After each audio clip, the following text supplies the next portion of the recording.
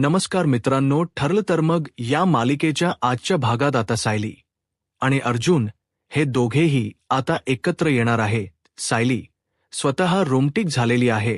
अर्जुनला मोबाईलला हातही लावू देत नाहीये. ती सांगत आहे की बायको एवढी रोमॅन्टिक झालेली असताना तुम्हाला मोबाईल का घ्यायचा आहे असं म्हणत अर्जुनला ती अडवत आहे. त्याचबरोबर आणखी काही गोष्टींचा उलगडा होणार आहे.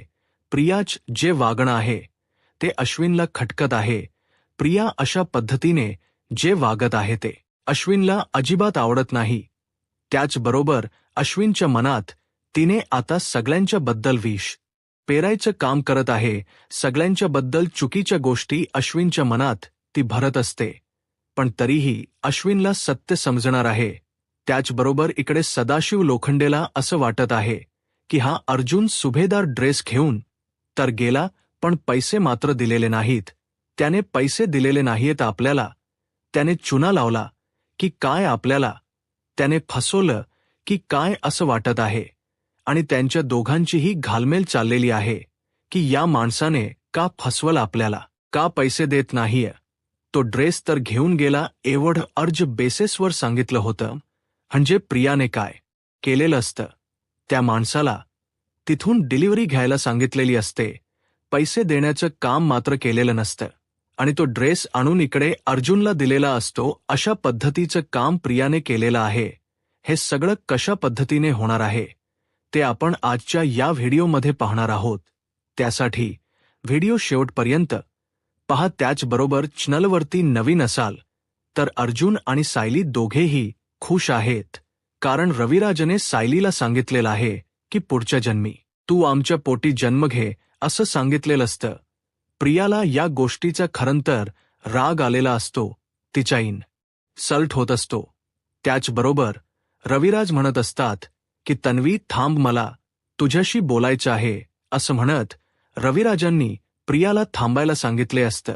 पण प्रताप मात्र रविराजला म्हणतात की नाही रविराज, थांब, जाऊ दे, आता नको त्या गोष्टींचा विचार करू.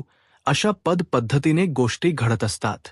परंतु प्रियाच जे वागणं आहे ते खूपच विचित्र आणि विक्षिप्त असं आहे. प्रियाला असं वाटत असतं की ती जे काही करते ते योग्य आहे. इकडे लोखंडे टेलर आणि त्याची बायको बोलत असतात.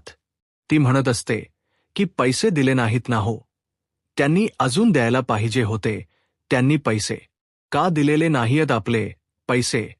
आणि तो ड्रेस घेऊन माणूस गेला, पण तो वकील जो आहे तो पुन्हा का आलेला नाही? अशा पद्धतीने गोष्टी घडत असतात. आणि त्याचबरोबर हे सगळं जेव्हा घडत असतं तेव्हा मात्र त्या दोघांमध्येही कन्फ्युजन सुरू आहे की एवढ्या अर्जंट बेसिसवर आपण ड्रेस तर शिवून दिलेला आहे, मग आपले पैसे का नाही दिले गेले? आपल्या बाबतीत असं का होतं? असे प्रश्न त्यांना पडलेले असतात. आणि ते दोघंही एकमेकांना म्हणत असतात की नाही, आपल्याला पैसे मिळवावे लागणार आहेत. काय झाले नक्की आपल्या पैशाच्या बाबतीत हे आपल्याला शोधावं लागणार आहे असं त्या दोघांच्याही डोक्यात सुरू झालेलं असतं. आणि ते दोघंही विचार करत असतात. त्याचवेळी ते अर्जुनला फोन लावायला घेतात. अर्जुनचा फोन नेमका रूममध्ये असतो.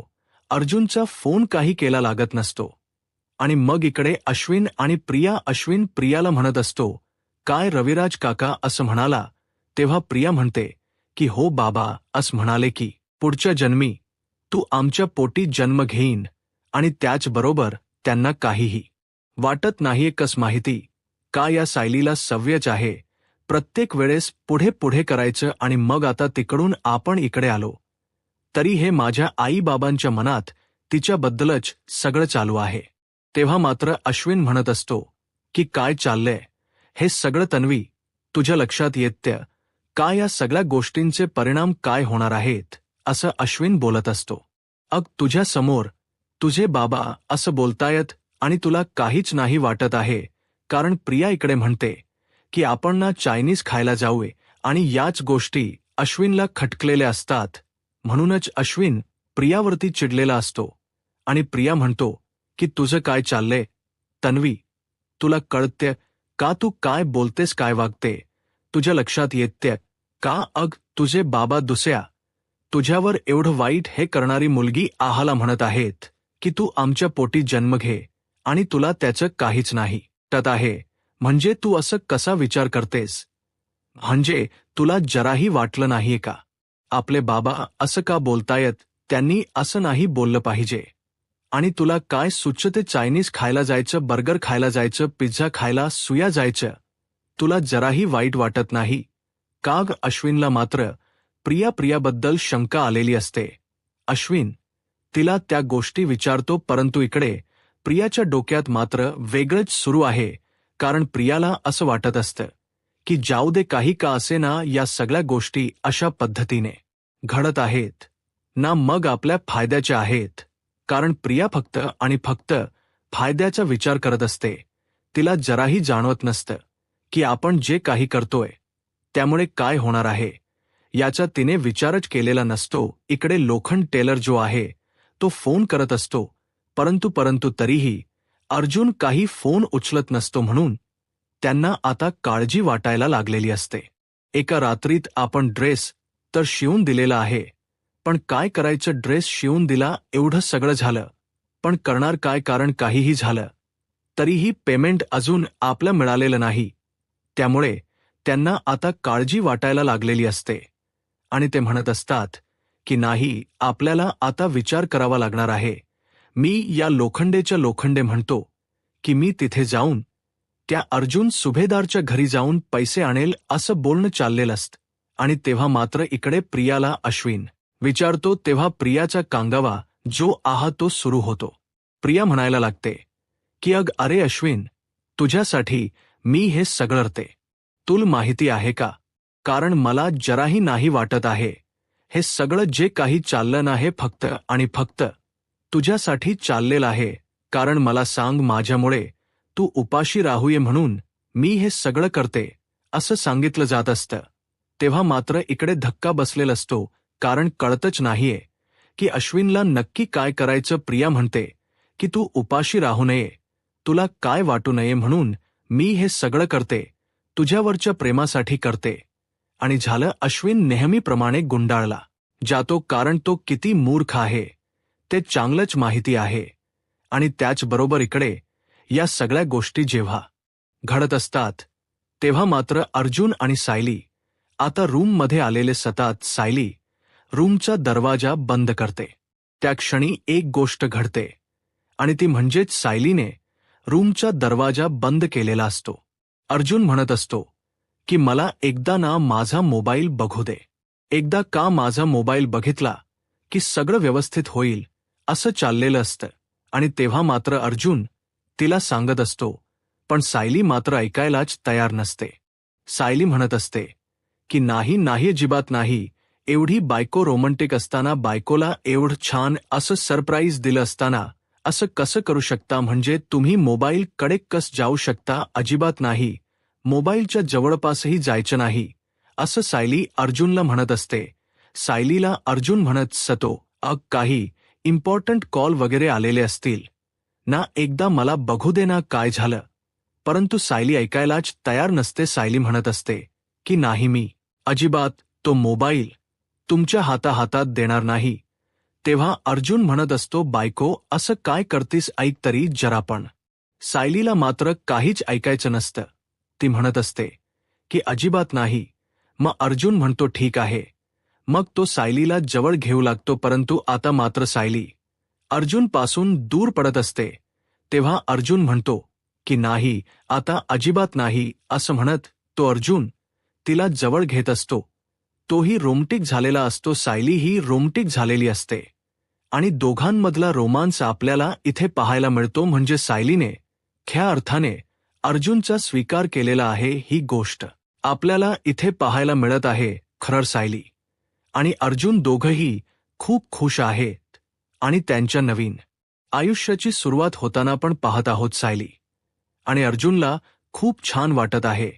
हे सगळं जे काही घडत आहे ते त्यांच्या आयुष्याची नवीन सुरुवात असते. आणि अर्जुन मात्र सायलीकडे पाहून खूप खुश झालेला असतो. सायलीला तो जवळ घेतो आणि सायलीवरती प्रेमाचा वर्षाव करू लागतो. दोघेही खऱ्या अर्थाने एक संसाराला त्यांच्या आता सुरुवात झालेली आहे. इतके दिवस सायली आणि अर्जुन एकमेकांपासून दूर होते, पण आज सर्वार्थाने ते एकत्र आलेले आहेत आणि लवकरच सुभेदारांच्या घरी त्यांचा वारस येताना आपल्याला पाहायला मिळणार आहे. म्हणजेच अर्जुन आणि सायली यांच्या आयुष्याची ही नवी सुरुवात आहे. अर्जुनने सायलीला घट्ट मिठीत घेतलेलं असत. सायली सुद्धा खुश असते आणि अर्जुन सुद्धा तेवढाच खुश झालेला आहे. फायनली सायली आणि अर्जुन यांचे आयुष्य हे छान असं सुरू झालेलं आहे. त्याचबरोबर इकडे पाहायला मिळतं ते म्हणजे दुसऱ्या दिवशी सकाळी प्रियाने ब्रेकफास्ट बनवलेला असतो. प्रिया म्हणत असते, मला ना खरंच या नियम घालून दिलेत ना, या सगळ्याचा कंटाळा आलेला आहे. मला नको आहेत या गोष्टी सगळ्या. मला नाही करायचं हे सगळं, असं प्रियाचं वागणं चाललेलं असतं. प्रिया म्हणत असते की नाही, अजिबात नाही, मला ना हे सहनच होत नाहीये. तेव्हा अश्विन म्हणतो की नवी, मी तुला सांगितलंय, तुला ऐकायचंच ही माझं, तू का ऐकत नाहीये? मी तुला म्हणतोय ना, चल आपण जाऊया, मी फ्लॅट बघितलाय, हॉस्पिटलच्या शेजारी आहे, आपण जाऊया आणि तिकडे फ्लॅटवर शिफ्ट होऊया. मग तुला हे गळे नियम पाळावेच लागणार नाहीत. कशासाठी हे सगळं करतेस, असं अश्विन तिला सांगत असतो. प्रिया म्हणत असते की नाही प्रिया. अर्जुन त्यांना म्हणतो की हो, अहो खरंच सॉरी बर का, मी माझ्या कामाच्या व्यापात विसरून गेलो, पण मी तुमची सगळी रक्कम देणार आहे, काही काळजी करू नका. जेव्हा लोखंडेंना समजतं की अर्जुन अजून उरलेली रक्कम द्यायला येणार आहे, तेव्हा त्यांना कुठं बरं वाटतं. अर्जुन त्यांना अक्षरशः सॉरी म्हणून सांगतो की काय झालं, माझ्या कामात मी होतो, पण मी तुम्हाला ऑनलाईन पेमेंट करू का? तुमचा QR कोड आहे, तो मला पाठवून द्या, असं अर्जुन त्यांना सांगतो. तेव्हा ते म्हणतात की अहो कसला QR कोड, आणि काय बंकेत ठेवायला पैसेच नाहीत आमच्याकडं, कशाला बंकेत पैसे ठेवतोय, त्यापेक्षा तुम्ही ना इथं या आणि डायरेक्ट आम्हाला पैसे द्या, असं ते अर्जुनला म्हणतात. तेव्हा अर्जुनला त्यांची परिस्थिती, त्यांचा साधेपणा समजून येतो. अर्जुन म्हणतो, अहो बर ठीक आहे, असू द्यात, काही काळजी करू नका, मी आता ऑफिसलाच निघालेलो आहे, मी जायच्या अगोदर तुमच्याकडे येईल आणि तुमचे काय पैसे असतील ना ते सगळे पैसे देऊन टाकेल. अर्जुन स्वतः येऊन पैसे देणार आहे असं म्हणल्यानंतर तर लोखंडेला अजूनच बरं वाटतं. लोखंडे म्हणतात, वा बरं होईल बर का, म्हणजे माफ करा, मी थोड्या पैशासाठी तुम्हाला खोकेला, पण ती रक्कम तुमच्यासाठी छोटी असेल पण आमच्यासाठी जरा मोठी आहे ना, म्हणूनच मी तुम्हाला कॉल केला, असं तो अर्जुनला म्हणतो. जेव्हा लोखंडेच्या बायकोला ही गोष्ट समजते की अर्जुन येणार आहे आणि पैसे देणार आहे, तेव्हा तिला तर खूपच आनंद होतो. ती अक्षरशः देवाचे आभारच मानू लागते. बरं झालं बाबा, देव पावला, म्हणजे हा व्यक्ती येऊन आपल्याला पैसे देणार आहे, नाहीतर कुठे त्याच्या मागे पळायचं होतं. आणि मला तर वाटत होतं फोन उचलतोय का नाही काय माहिती. बरं झालं पण त्याने फोन उचलला, ते असं म्हणून ती देवाचे आभार मानत असते. तर इकडे अर्जुनला पटकन त्याच्याकडे जायचं असतं आणि त्याचे पैसे त्याला द्यायचे असतात, म्हणून तो घरातून निघत असतो. तेवढ्यात सायली तेथे, आणि सायलीच्या हातामध्ये गरमागरम कॉफीचा कप आहे आणि ते अर्जुनला म्हणते, काही खाऊन तरी जा. अर्जुन म्हणतो, नाही, हा मग ही कॉफी तर पिऊन जा बरं, असं ती अर्जुनला सांगते. अर्जुन म्हणतो, आता नको ना, खूप खूप उशीर झालाय, मला त्यांचे पैसे द्यायचे राहिलेत ना, ते पैसे द्यायचे आहे. सायली म्हणते, अहो पैसे द्यायला जायची काय गरज आहे, QR कोड पाठवायला लावा आणि पैसे द्यायला सांगा.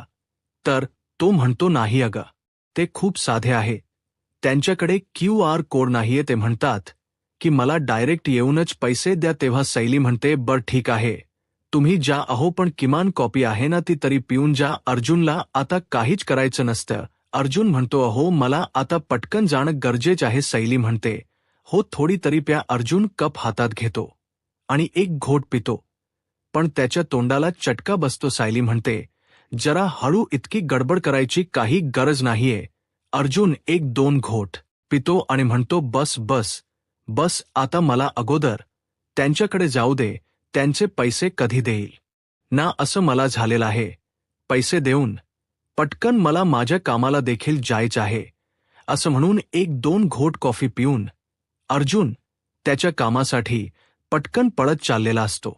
अर्जुनची चाललेली गडबड पाहून खरं तर सायलीला गंमतच वाटत असते. खायचं नको, चहा प्यायचं नको, कॉफी प्यायची नको, एकदा काम डोक्यात आलं ना की ह्यांना काही सुचत नाही असा विचार ती करत असते. आणि अर्जुन घाई गडबडीने धावत पळत त्याच्या कामासाठी आणि लोखंडेचे पैसे देण्यासाठी जात असतो. आता तो लोखंडांच्या घरी आलेला असतो. लोखंड्यांच्या घरी येऊन तो त्यांना म्हणतो, हो किती होते तुमचे लोखंडे? त्यांना सांगतात, हा एवढे पैसे होते. अर्जुन लगेच त्यांना ते पैसे देऊन टाकतो आणि अर्जुन त्यांना म्हणतो, सॉरी, खरंच का मी कालच तुमची रक्कम द्यायला पाहिजे होते, पण ठीक आहे आज तरी देऊन टाकतो.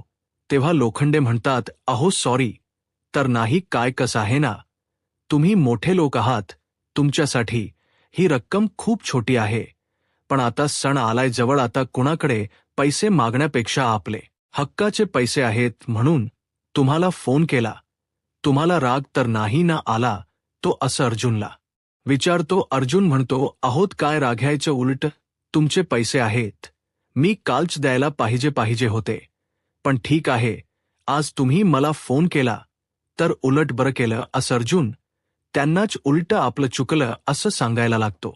तेवढ्यात अर्जुनच लक्ष हे आतमध्ये जातं. आतमध्ये एक त्यांचा फॅमिली फोटो असतो आणि त्या फॅमिली फोटोमध्ये कोप्यामध्ये एक छोट्या मुलीचा फोटो त्याला दिसतो आणि ती मुलगी सायली आहे असं त्याला जाणवतं आणि तो म्हणतो की तो फोटो कोणाचा आहे?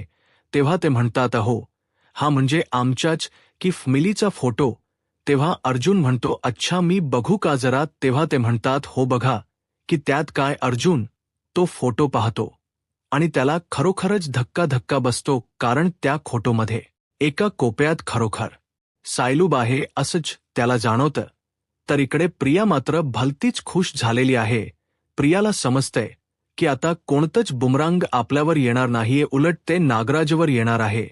आणि म्हणूनच तिने नागराजला फोन केलेला असतो आणि नागराजला फोन लावून ती खिजवत असते आणि म्हणते की कसं वाटतंय आता तुम्हाला? नागराज मात्र खुश असतो, कारण आता अर्जुन तिथे येणार आहे हे त्याला माहिती असतं.